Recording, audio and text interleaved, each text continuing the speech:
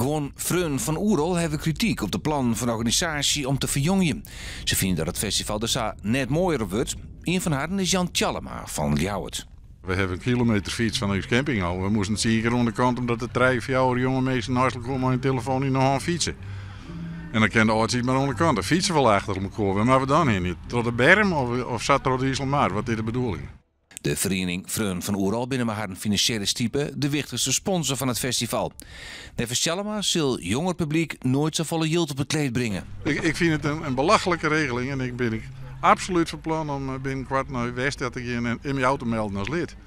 Safia geen jou? Safia geen ik, absoluut. En ik ben de enigste net. Dat is de laatste keer Vrienden van Oerol. Absoluut.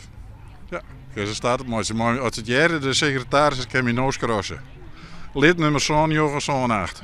De organisatie van Oerol liet weten dat ze het net eens binnen maar de kritiek en zei dat Oerol alle generaties van het welkom hield.